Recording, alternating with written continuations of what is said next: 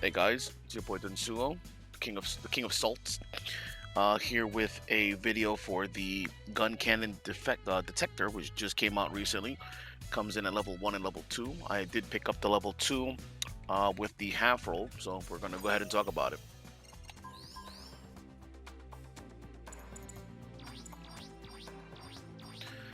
So the Guncannon Detector, like I mentioned before, comes in at level 1 and level 2, 450 cost for the level 1, 500 cost for the level 2.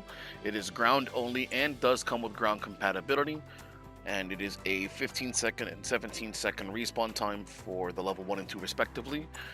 You'll see the stats there for the level 2, so I'm gonna just go off on the level 1 stats. It is 14,500 HP, 24 ballistic defense, 18 beam, 6 melee, 37 range boost, 8 melee boost, 115 for speed, 50 for thruster, 50 for thruster, excuse me.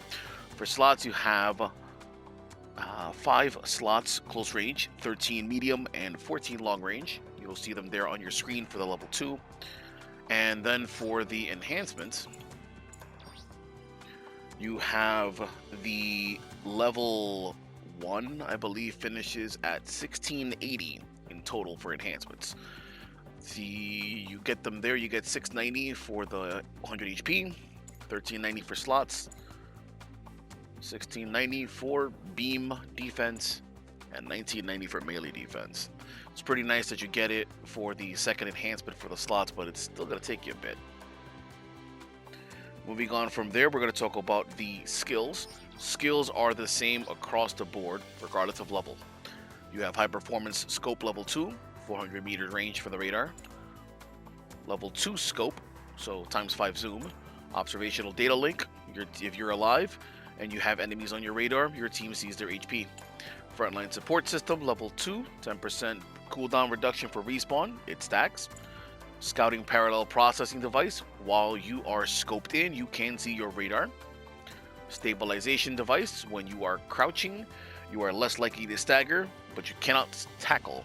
So kind of like maneuver armor in the sense of resisting staggers. You have quick boost level 2, so it reduces your jumping time by 20%, useful for getting to high places and getting into proper positioning as a good support should. And we round it out with precision shelling. While you are crouched, or staying still in space for space-capable suits, you're going to get a plus 5% bonus to your firing mod, so you'll deal extra damage.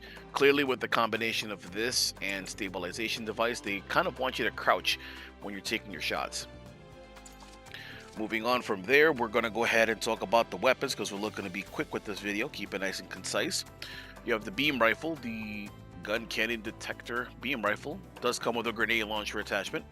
The level 1 and level 2, you'll see the stats there on your screen.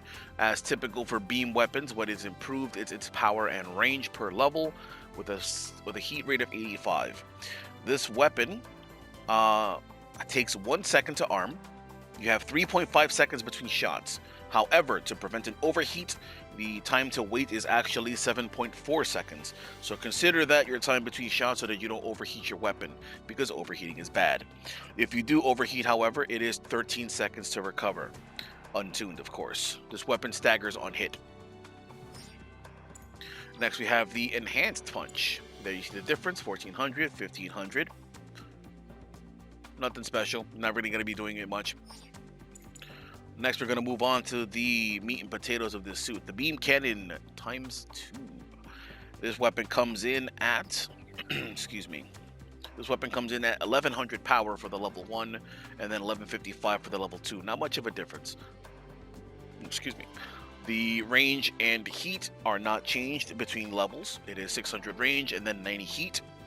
For the beam cannon, this weapon arms up in 1.8 seconds.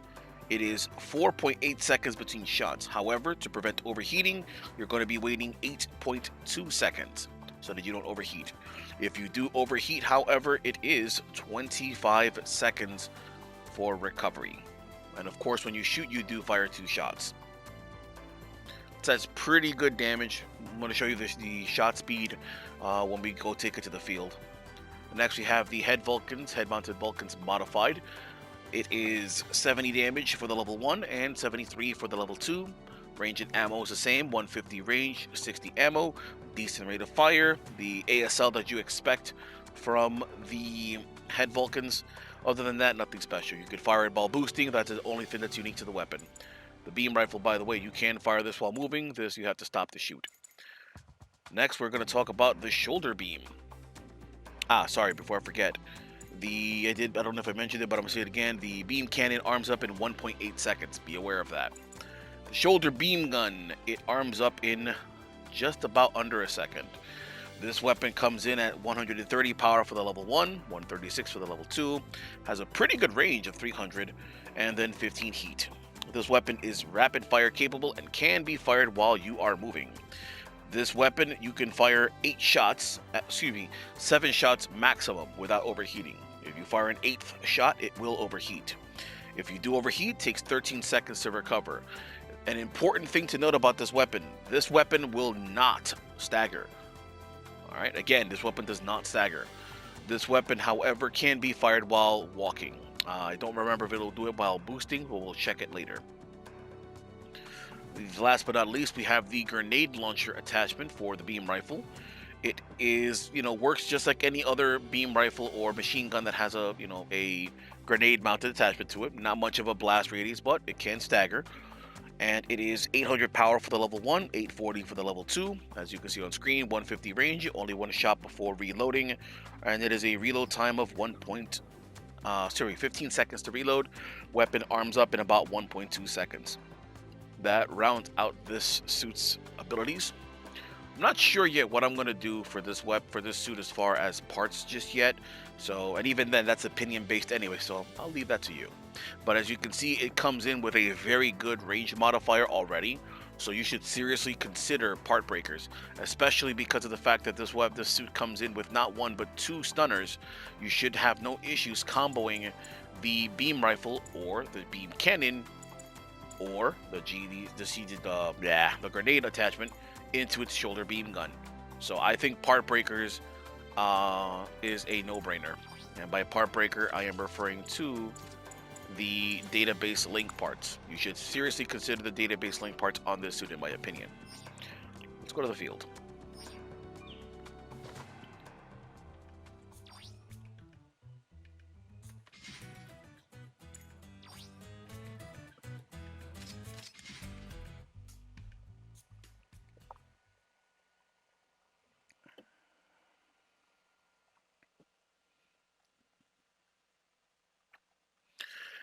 All right, in we go to impact site.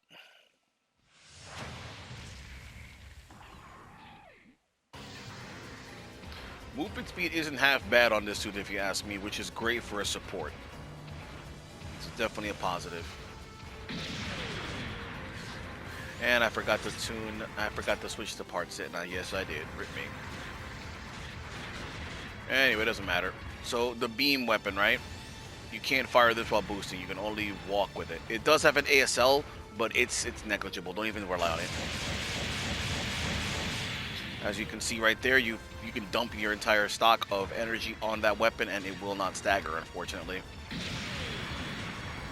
Very unfortunate. For melees, you have the neutral punch. Straight, the typical Fetty melees. The left straight, the hooks, and Das Boot for the downswing. So that's basically it, honestly. So what you're going to be doing mainly with this suit, in my opinion, is you're going to be comboing the beam cannon into the beam gun. That's what you should mainly be doing more than anything else. You're going to be comboing that. You're going to be comboing the grenade launcher as well, because it gives you the opportunity to do so. Those are your main combos on this suit. You should have no issues landing that because you have not 1, not 2, but 3 stuns.